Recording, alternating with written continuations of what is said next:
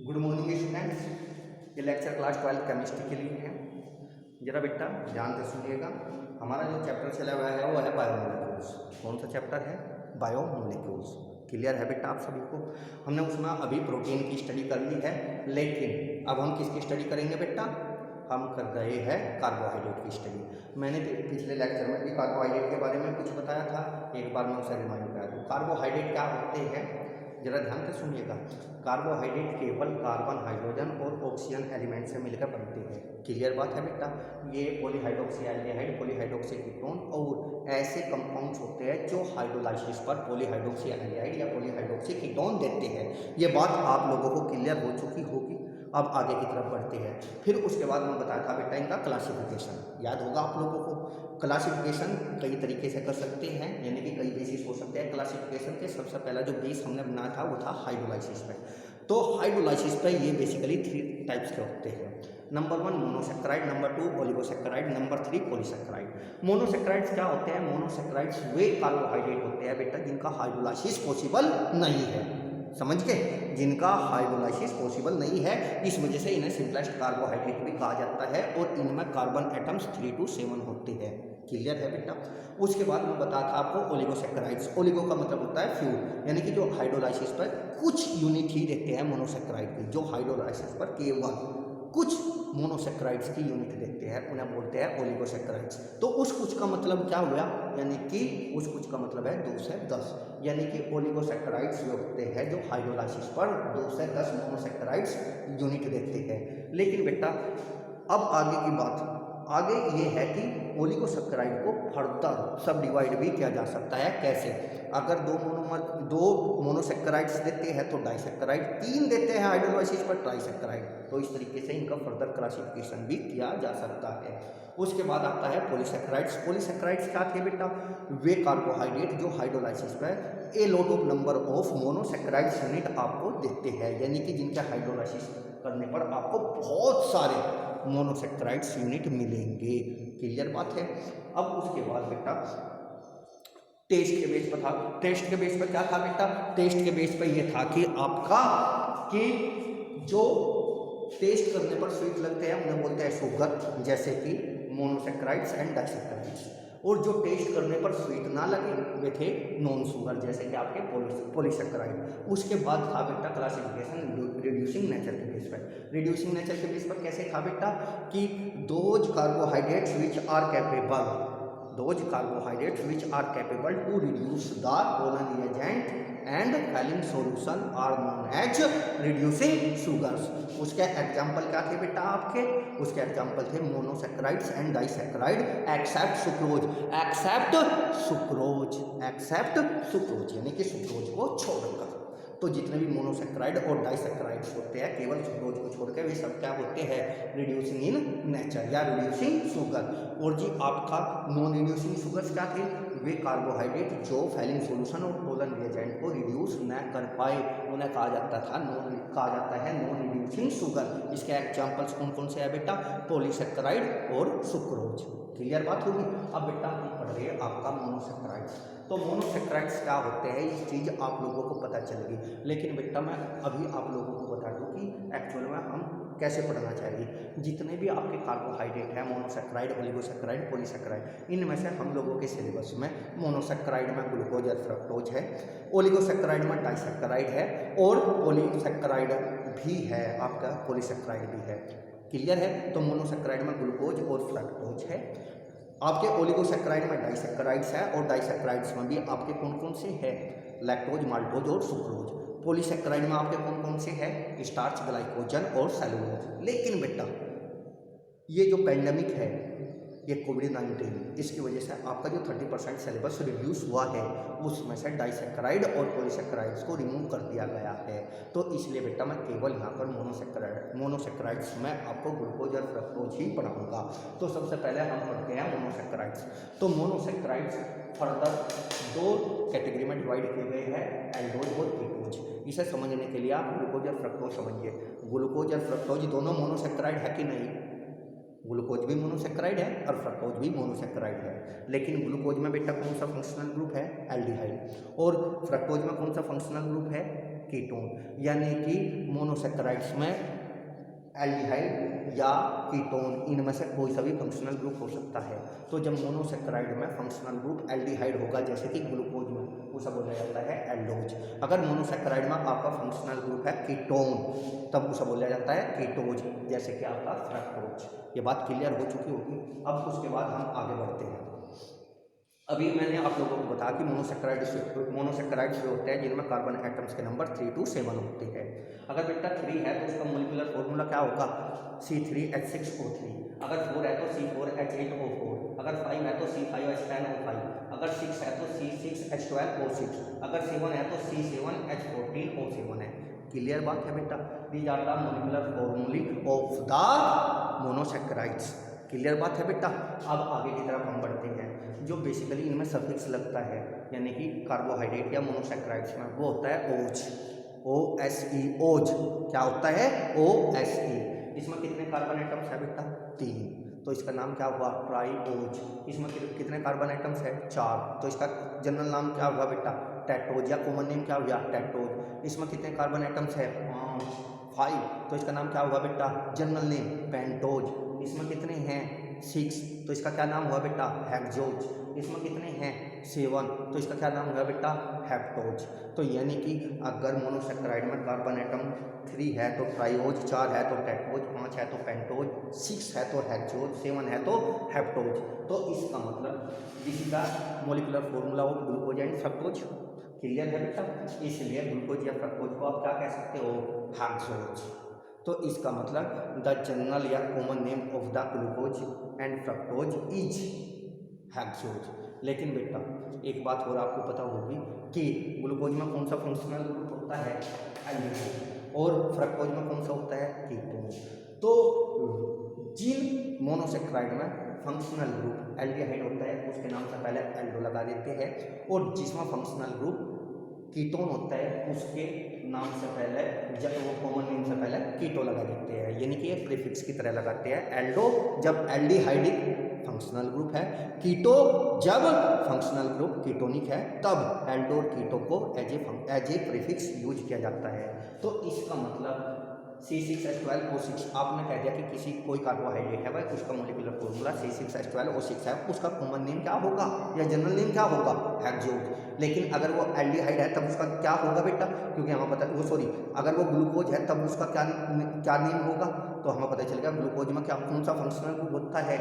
Aldehyde. तब उसका नाम होगा बेटा एल्डो हेक्सोज। अगर कोई किसी ने ये पूछ लिया कि भाई फ्रक्टोज का जनरल नेम क्या होगा या कॉमन नेम क्या होगा या उसके लिए जनरल टर्म क्या यूज होगी, तब हम क्या बताएंगे बेटा? Keto hexose. इसी प्रकार से बेटा this is the molecular formula, common name क्या नाम है इसका? जनरल टर्म क्या यूज करते हैं हम? ट्राइओज। लेकिन अगर इस मोलिकुलर फॉर्मूले में फंक्शनल ग्रुप एल्डिहाइड हुआ तब इसका नाम हो जाएगा एल्डो ट्राइओज। अगर इसी में बेटा फंक्शनल ग्रुप कीटोनिक होगा तब इसका क्या नाम होगा बेटा? कीटो ट्राइओज। इसी प्रकार से इसका नाम एल्डोटेट्रोज, कीटोटेट्रोज, एल्डोपेंटोज, कीटोपेंटोज, एल्डोहेक्सोज, कीटोहेक्सोज, एल्डोहेप्टोज, कीटोहेप्टोज। क्लियर बेटा? अब हम आते हैं मेन टॉपिक्स पे, यानी कि मोनोसेक्राइड। ये सभी के सभी क्या है? मोनोसेक्राइड्स। लेकिन हमारे सिलेबस में कौन कौन से दिए बेटा? हमारे सिलेबस में दिए गए ग्लूकोज और फ्रक्टोज। तो सबसे पहले हम ग्लूकोज की स्टडी करते हैं। तो अब हमारा नेक्स्ट टॉपिक है ग्लूकोज, यानी कि मोनोसेक्राइड्स में केवल हमें ग्लूकोज और फ्रक्टोज की ही स्टडी करनी। तो सबसे पहले हमने उठाया है ग्लूकोज। ग्लूकोज का मोलिकुलर फॉर्मूला क्या होता है बेटा? C6H12O6, और उसमें फंक्शनल ग्रुप क्या होता है? एल्डिहाइड। इसलिए ये हेक्सोज में भी एल्डो हेक्सोज कहलाता है, यानी कि ग्लूकोज का दूसरा नाम क्या हुआ बेटा? Aldo hexose. हेक्सोज इस वजह से कहा क्योंकि इसमें 6 कार्बन आइटम्स है, और एल्डो इस वजह से लगाया कि क्योंकि इसमें फंक्शनल ग्रुप एल्डिहाइड है।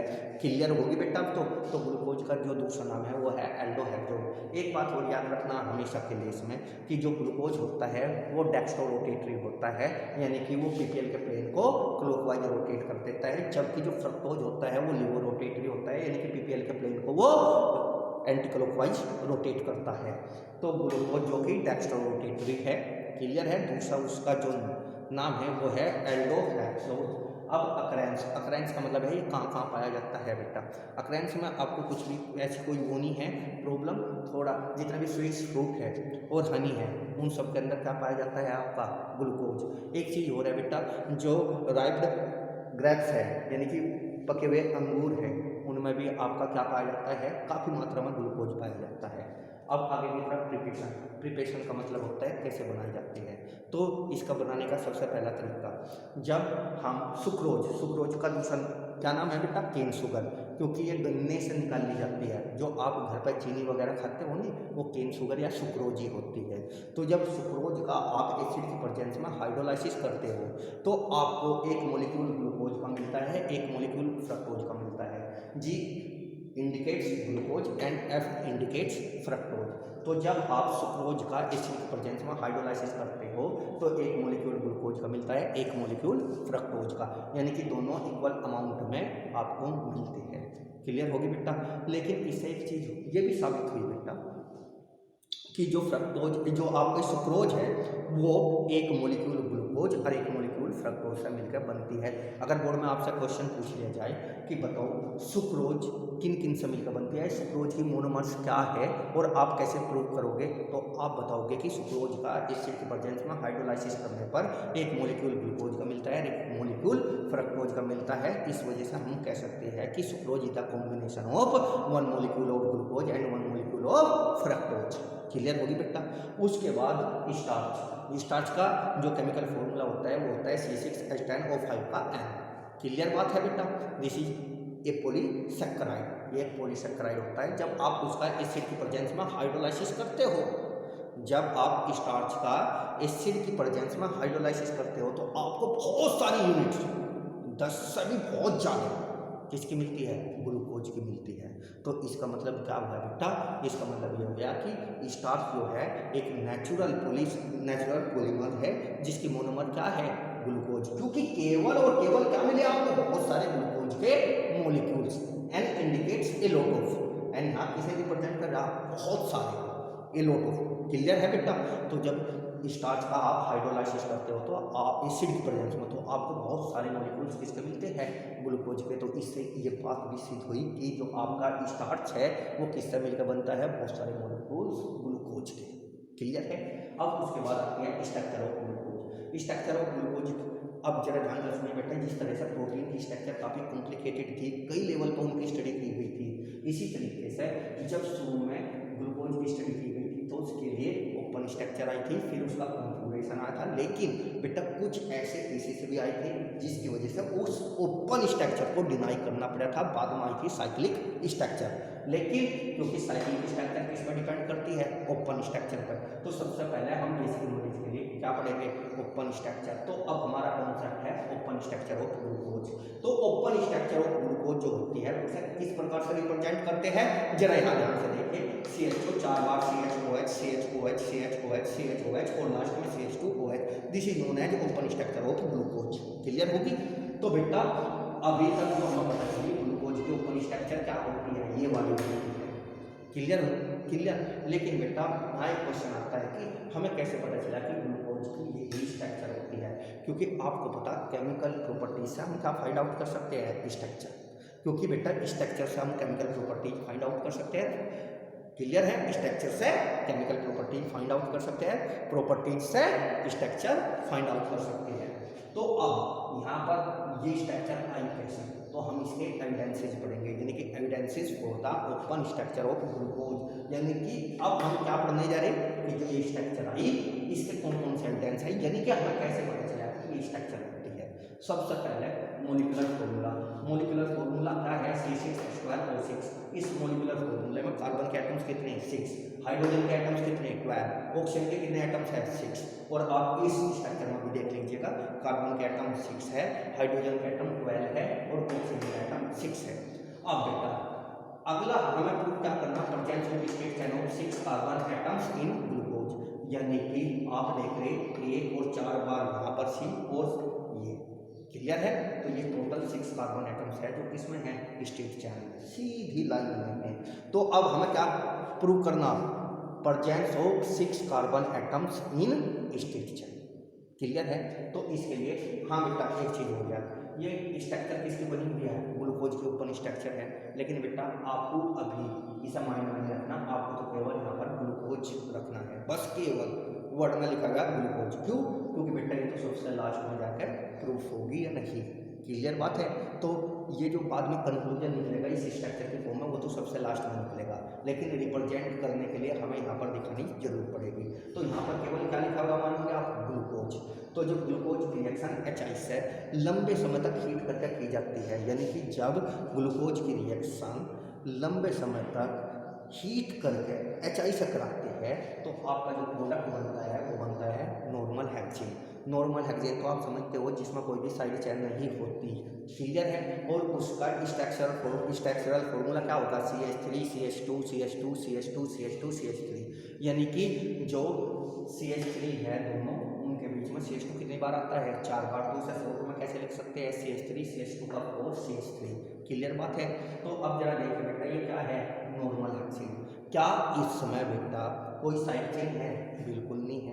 तो आपको पता होगा जब प्रोडक्ट में ही साइड चेन नहीं है तो रिएक्टेंट में तो कहीं भी नहीं होगी, क्लियर बात है। तो एन हेक्सेन किससे बन रहा है बेटा, ग्लूकोज से। तो जब एन हेक्सेन में ही कोई साइड चेन नहीं है तो ग्लूकोज में कोई भी साइड चेन नहीं होगी, और जितने भी यानी कि 6 के 6 कार्बन एटम्स किसमें रहेंगे, स्ट्रेट चेन में। वो किससे पता चला, फॉर्मेशन ऑफ एन हेक्सेन से, क्लियर बात होगी। तो जब बेटा ग्लूकोज को Hi के साथ लंबे समय तक हीट करते हैं तो हमें प्रोडक्ट की फॉर्म में नॉर्मल हेक्सेन मिलता है जिसमें कोई भी साइड चेन नहीं होती।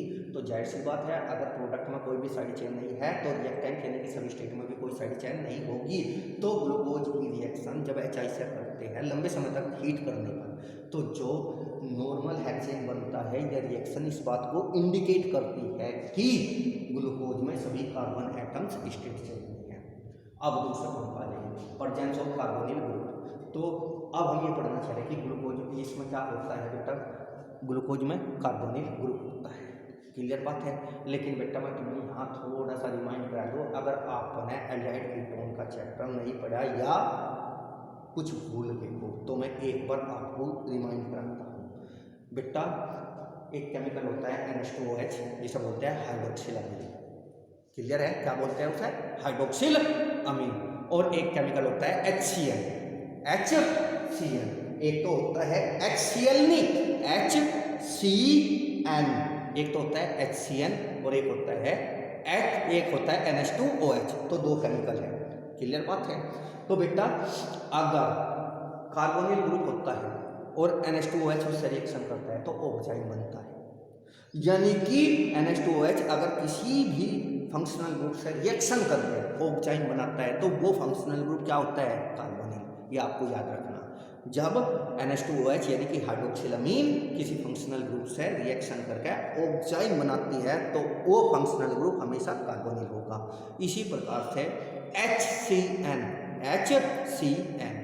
जब HCN किसी से रिएक्शन करके प्रोडक्ट साइनोहाइड्रिन बनाता है तो वहाँ पर फंक्शनल ग्रुप क्या होता है, कार्बोनिल। तो इसका मतलब NH2OH जब किसी से रिएक्शन करके ऑक्साइड बनाती है तो वो फंक्शनल ग्रुप होता है कार्बोनिल, और HCN जब किसी से रिएक्शन करके साइनोहाइड्रिन बनाता है तो वो फंक्शनल ग्रुप होता है आपका कार्बोनिल। तो यहाँ पर देखिए बेटा, this is NH2OH and this is the glucose. तो जब NH2OH ने रिएक्शन की, किससे रिएक्शन की बेटा, ग्लूकोज, किससे रिएक्शन की, ग्लूकोज से, तो प्रोडक्ट बन गया ग्लूकोज ऑक्साइड, यानी कि O यहाँ से H2 यहाँ से H2 निकलेगा, यानी कि double bond NOH, this is the oxide. ये क्या होता है, ऑक्साइड। मैं फिर बता रहा बेटा इसे फिलहाल ग्लूकोज एक नाम की तरह याद रखना है कि स्ट्रक्चर की फॉर्म में। तो जब ग्लूकोज ने किससे रिएक्शन करी, NH2OH से, तो क्या बना प्रोडक्ट आपका, ग्लूकोज ऑक्साइड। तो हमें पता NH2OH जब रिएक्शन करके ऑक्साइड बनाती है तो वहां पर कौन सा ग्रुप होता है, कार्बोनिल, क्लियर बेटा। अब आगे बढ़ते हैं। अब बेटा इधर देखिएगा, this is the HCN and this is the glucose. मैं फिर बता रहा बेटा, इस आप ग्लूकोज मान के चलिएगा। तो HCN आपको पता, वैसे तो मैं आपको बता दूं कि यहाँ पर C और O के बीच में डबल बॉन्ड है, तो यहाँ पर पाई बॉन्ड का डिलोकिलाइजेशन होता है। पाई बॉन्ड किधर की तरफ डिलोकिलाइज होते हैं, जिसकी इलेक्ट्रोनेगेटिविटी ज़्यादा होती है। कार्बन और ऑक्सीजन में ज़्यादा इलेक्ट्रोनेगेटिविटी किसकी होती है, ऑक्सीजन की, इसलिए ऑक्सीजन का नेगेटिव चार्ज आ जाएगा, कार्बन का पॉजिटिव चार्ज। तो कार्बन का आपका Cl नेगेटिव पार्ट जुड़ जाएगा और ऊपर क्या जुड़ जाएगा, H। तो समझिए प्रोडक्ट तो कैसे बना, क्लियर बात है। तो जब HCN किसी से न्यूक्लियोफिलिक एडिशन रिएक्शन से एडिशन प्रोडक्ट बनाता है तो उसे बोलते हैं साइनोहाइड्रिन। तो अगर आपसे पूछा लगे साइनोहाइड्रिन क्या है, जब HCN किसी से न्यूक्लियोफिलिक एडिशन रिएक्शन कर कर एडिशन प्रोडक्ट बनाता है तो उस एडिशन प्रोडक्ट को क्या कहते हैं, साइनोहाइड्रिन। तो ग्लूकोज में HCN से रिएक्शन की और ग्लूकोज साइनोहाइड्रिन बनाया, और जब HCN किसी से रिएक्शन करके साइनोहाइड्रिन बनाता है तो वहाँ पर किसकी प्रेजेंस होती है, कार्बोनिल ग्रुप। तो NH2OH से रिएक्शन करके आपका ऑक्साइन का बनना, HCN से रिएक्शन करके आपका साइनोहाइड्रिन का बनना, इस बात को इंडिकेट करता है कि यहाँ पर फंक्शनल ग्रुप कार्बोनिल है। तो ये दो रिएक्शन इस बात को इंडिकेट करती है कि आपके ग्लूकोज में जो फंक्शनल ग्रुप है वो क्या है, कार्बोनिल। लेकिन बेटा कार्बोनिल तो एल्डिहाइड भी हो सकता है, कीटोन भी हो सकता है।